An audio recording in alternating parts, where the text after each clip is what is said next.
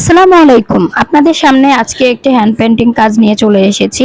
আপনাদের সামনে দেখুন, কাজটা নিয়ে এসেছি আমি খয়েরি কাপড়ের উপরে। খয়েরি কাপড়ের উপরে আমি প্রথমে পেইন্ট করে নিয়েছি, মানে পেন্সিল দিয়ে আঁকিয়ে নিয়েছি কিভাবে আমি ড্রয়িংটা করব। ড্রয়িং করে নিয়ে তারপরে আমি লেমন শেডের, ইয়েলো লেমন শেড সেটা নিয়েছি, নিয়ে আমি সেই কাজ মানে রং দিয়ে, ব্রাশ দিয়ে কাজটা করছি। অবশ্যই দুই সাইড থেকে আগে ব্রাশটা দিয়ে লাইন করে নেবেন, তারপরে মাঝে লাইনটা মাঝে ভরাট দিবেন। দেখেন দেখতে, তাহলে কাজটা অনেক সহজভাবে হয়ে যাবে। আর এখানে আমি একটু ফ্ল্যাট ব্রাশটা নিয়েছি কাজ করার জন্য, এতে সুবিধা হবে, দ্রুত কাজটা হয়ে যাবে। আমি এখানে জাস্ট একটু ফাস্ট ফরওয়ার্ড করে দিয়েছি যেন কাজটা আপনাদের বুঝতে সুবিধা হয় সেইভাবে করার জন্য। এভাবে আমি পুরোটা করে নেব। একবার দেওয়ার পরে যদি মনে হয় যে কালারটা ফুটছে না, অবশ্যই একটু শুকিয়ে যাওয়ার পরে আরো একবার উপর দিয়ে রংটা দিয়ে দিবেন।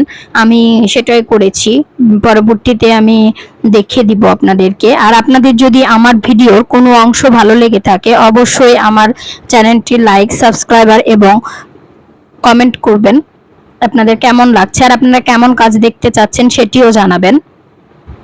আপনারা দেখুন আমি কাজটা করছি, আপনাদের কেমন লাগছে। এটি আমি মূলত একটি বালিশ কাভার করব, কোল বালিশের কাভার, এই জন্য এই কাজটি আমি করছি। আগে করে নিয়ে তারপরে আমি কাভারটি বানাবো। আপনারা যদি এটির চাদর এবং বালিশ কভার দেখতে চান, মাথার বালিশের কাভার, তাহলে অবশ্যই কমেন্ট করে জানাবেন, সেটিও আমি আপনাদের তৈরি করে দেখাবো।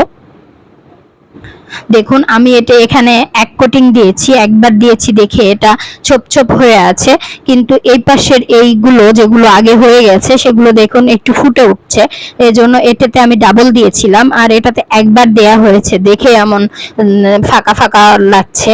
এটিকে আবার আমি ডাবল, একটু হালকা শুকিয়ে আসার পরে আমি ডাবল করে আবার দিব, তাহলে দেখতে আরো সুন্দর হয়ে উঠবে। অবশ্যই আপনার এটা ধৈর্য সহকারে করতে হবে।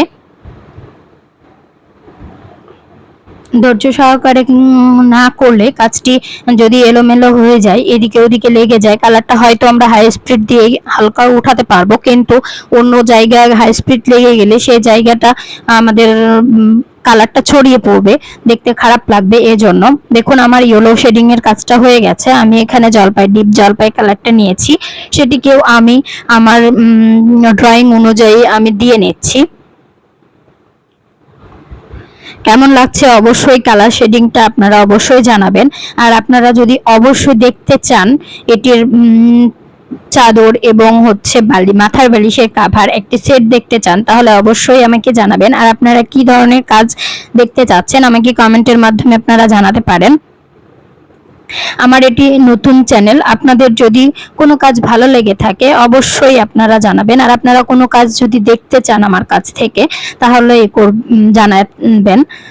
আপনাদের সাপোর্ট ছাড়া আমার এগিয়ে যাওয়া সম্ভব না, তাই আপনাদের সবার ভালোবাসা কামনা করছি।